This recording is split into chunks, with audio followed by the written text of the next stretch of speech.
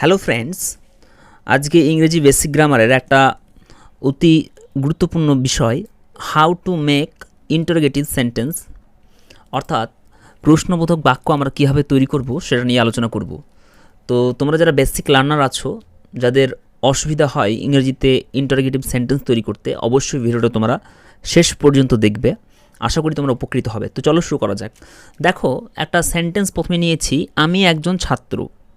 আমি একজন ছাত্র, আমরা জানি যে ইংরেজিতে যদি আমি একজন ছাত্র, আমি একজন ছেলে বা কেউ যদি কোনো কিছু হয়, সেক্ষেত্রে আমাদেরকে হয় অর্থাৎ এম ইজ আর এটা কিন্তু নিয়ে আসতে হবে, তবেই কিন্তু আমরা সেন্টেন্সটা কারেক্টলি গঠন করতে পারবো। তো আমি একজন ছাত্র, এটাকে ইংরেজিতে বলতে গেলে বলতে হবে আমি হয় একজন ছাত্র, সেটা লিখেছি আই এম এ স্টুডেন্ট, আমি হয় একজন ছাত্র। এখন ফ্রেন্ডস দেখো, এই সেন্টেন্সটাকে যদি প্রশ্নবোধক করি, অর্থাৎ আমি কি ছাত্র বা আমি কি একজন ছাত্র, সেক্ষেত্রে কিন্তু আমাদের কিছু করার দরকার নেই। শুধুমাত্র এই যে বি ভার্ব আছে, এম থাকতে পারে, সেটা ইজ অথবা আর অথবা ওয়াজ অথবা ওয়্যার, সেটাকে সেন্টেন্সের প্রথমে বসিয়ে দিতে হবে। তাহলে সেটা কি হয়ে যাবে? প্রশ্নবোধক বা ইন্টারোগেটিভ হয়ে যাবে। তো আমি কি একজন ছাত্র, এই সেন্টেন্সটার থেকে আমরা শুধুমাত্র এমটাকে প্রথমে বসিয়েছি। এম আই এ স্টুডেন্ট, আমি কি একজন ছাত্র। তো ফ্রেন্ডস, এখন তোমাদের অনেকজনের মনে প্রশ্ন থাকে যে ডু দিয়ে তো প্রশ্নবোধক করা হয়, আর আমরা হোয়াট বা হোয়েন বা আরও অন্যান্য WH ওয়ার্ডগুলি কখন ব্যবহার করব। তো সেটাই আমি বলতে যাচ্ছি তোমাদেরকে, যে ক্লাসটা তোমরা শেষ পর্যন্ত দেখো, তাহলে তোমাদের ধারণাটা স্বচ্ছ হয়ে যাবে। তারপরে সেন্টেন্সগুলি আমরা দেখব। তো ফ্রেন্ডস, পরবর্তী সেন্টেন্সগুলি মন দিয়ে দেখো। তুমি ভালো মানুষ, এটাকে ইংরেজিতে বলতে গেলে বলতে হবে তুমি হও ভালো মানুষ, অর্থাৎ you are a good man. এখন এই যে বি ভার্ব আর, এটাকে সেন্টেন্সের প্রথমে যদি আমরা ব্যবহার করি, তাহলে এর অর্থ দাঁড়াবে are you a good man, তখন এর অর্থ দাঁড়াবে তুমি কি ভালো মানুষ। অর্থাৎ সেন্টেন্সের প্রথমে যখন আমরা বি ভার্বটা ব্যবহার করে দেব, তখন কিন্তু সেন্টেন্সটা প্রশ্নবোধক হয়ে যাবে। এখন আমরা জানবো যে ডু ভার্ব ব্যবহার করে আমরা কখন সেন্টেন্সটাকে প্রশ্নবোধক করব। তো ওই সমস্ত সেন্টেন্সগুলি, অর্থাৎ যে সমস্ত সেন্টেন্সগুলিতে আমাদের কোনো কাজ করা বোঝায় না, সেই সমস্ত সেন্টেন্সগুলিকে আমরা যখন প্রশ্নবোধক করব, তখন বাক্যে ব্যবহৃত এম ইজ আরকে সেন্টেন্সের প্রথমে ব্যবহার করব। এখন ডু ভার্ব দিয়ে কখন আমরা ইন্টারোগেটিভ সেন্টেন্স তৈরি করব। দেখো, যে সমস্ত ওয়ার্ডগুলির দ্বারা, যে সমস্ত ক্রিয়াপদগুলির দ্বারা কোনো কিছু একটা কাজ করাকে বোঝায়, তো সেই সমস্ত সেন্টেন্সগুলিকে যখন আমরা ইন্টারোগেটিভ করব, তখন আমরা বাক্যের প্রথমে ডু ভার্বের ব্যবহার করতে পারবো। যদি প্রেজেন্ট টেন্সে থাকে তাহলে ব্যবহার করব ডু, আর পাস্ট টেন্স থাকে তখন ব্যবহার করব ডিড। এখন তুমি খাও, এর ইংরেজি হয়ে যাবে ইউ ইট, অর্থাৎ তুমি খাও। তুমি কি খাও। তো ফ্রেন্ডস, এখানে দেখো তুমি কি খাও এর কয়ে হ্রস্বই দেওয়া হয়েছে, কয়ে দীর্ঘই নেই। অর্থাৎ তুমি কি খাও, অর্থাৎ জানতে চাওয়া হয়েছে তুমি কি খাও, উত্তর হবে হ্যাঁ বা না। যখন এরকম উত্তরে হ্যাঁ বা না হবে, তখন কিন্তু আমরা WHAT হোয়াট ব্যবহার করব না।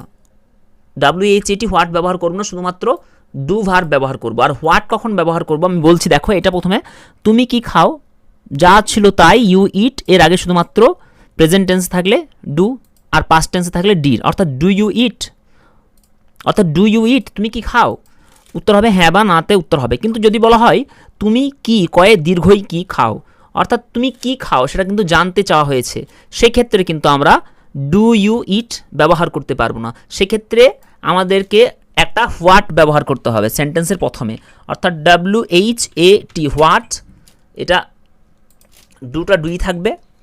হোয়াট ডু ইউ ইট, অর্থাৎ তুমি কি খাও, জানতে চাওয়া হয়েছে, অর্থাৎ তুমি কি খাও, ভাত খাও, বিরিয়ানি খাও, আম খাও, কি খাও, অর্থাৎ জানতে চাওয়া হয়েছে, খাওয়ার বিষয়টা সম্পর্কে জানতে চাওয়া হয়েছে। সেক্ষেত্রে আমরা ডুয়ের আগে একটা বা ডিডের আগে একটা হোয়াট ব্যবহার করব, অর্থাৎ তুমি কি খাও, হোয়াট ডু ইউ ইট। আর ডু ইউ ইট, এই দুটোর মধ্যে পার্থক্য তোমরা বুঝতে পারলে, একটাতে জানতে চাওয়া হয় যে হ্যাঁ বা না, আর আরেকটাতে জানতে চাওয়া হয় যে কি করছে, বিষয়টা সম্পর্কে জানতে চাওয়া হয়। পরের সেন্টেন্সগুলি আমরা দেখে নেব। দেখো, সে করে, এর ইংরেজি হয়ে যাবে হি ডাজ। হি ডাজ, যেহেতু he third person singular number, সেই জন্য ডু এর পর ইএস ব্যবহৃত হয়েছে। এখন সে কি করে, এখানে লক্ষ্য করবে কয়ে হ্রস্বই আছে, অর্থাৎ জানতে চাওয়া হয়েছে, উত্তরটা হ্যাঁ বা নাতে। তো এখন আমাদের কিন্তু হোয়াট ব্যবহার করলে চলবে না। ডাজ হি ডু, সে কি করে, উত্তর হবে হ্যাঁ বা না, সে করে না বা সে করে। কিন্তু কয়ে দীর্ঘই যখন কি ব্যবহার করব, তখন এই ডাজের আগে একটা হোয়াট ব্যবহার করতে হবে। হোয়াট ডাজ হি ডু, সে কি করে, অর্থাৎ জানতে চাওয়া হয়েছে সে কি করে। পরবর্তী সেন্টেন্সগুলি দেখে নেব। দেখো, সে এসেছিল, এর ইংরেজি হয়ে যাবে হি কেম। এখন সে কখন এসেছিল, এটা কিন্তু পাস্ট টেন্সে আছে, এটা সে আসে নয়, সে এসেছিল, অর্থাৎ অতীতের কথা। তাহলে অতীতের কথা যখন বলা হবে একটা সেন্টেন্সে, এবং সেই রকম সেন্টেন্সকে যখন আমরা ইন্টারোগেটিভ বা প্রশ্নবোধক করব, সেক্ষেত্রে আমাদের সেন্টেন্সের আগে ডিড ব্যবহার করতে হবে। কিন্তু এইখানে দেখো প্রশ্ন করা হয়েছে সে কখন এসেছিল, এই কখনের জন্য কিন্তু আমাদের একটা বাড়তি ওয়ার্ড হোয়েন ব্যবহার করতে হবে। তাহলে সেন্টেন্সটা প্রশ্নবোধক করার জন্য আগে ডিড ব্যবহার করলাম।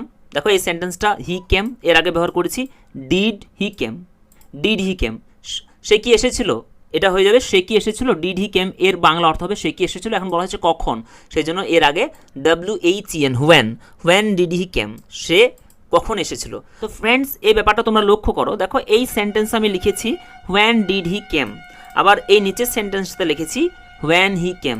এই দুটো সেন্টেন্সের অর্থ কিন্তু আলাদা। একটার অর্থ হচ্ছে হোয়েন ডিড হি কেম, সে কখন এসেছিল, আর যখন ডিডটাকে ব্যবহার করব না, যখন বলবো হোয়েন হি কেম, তখন কিন্তু এর অর্থটা সে কখন এসেছিল এরকম হবে না, তখন এর অর্থটা হয়ে যাবে সে যখন এসেছিল। দেখো কখন, এখানে হোয়েন মানে কিন্তু কখন হচ্ছে শুধুমাত্র ডিড এর ব্যবহারের জন্য, কিন্তু এখানে ডিডের ব্যবহার করা হয়নি, সেজন্য এখানে হোয়েনের অর্থ হচ্ছে যখন, অর্থাৎ হোয়েন হি কেম, যখন সে এসেছিল। তাহলে এই ব্যাপারটা তোমরা আশা করি বুঝতে পেরেছো যে হোয়েনের পরে যখন আমরা ডু ভার্ব ব্যবহার করব তখন এর অর্থ দাঁড়াবে বাংলাতে কখন, আর যখন ডু ভার্বের ব্যবহার হবে না তখন এর বাংলাতে অর্থ দাঁড়াবে যখন।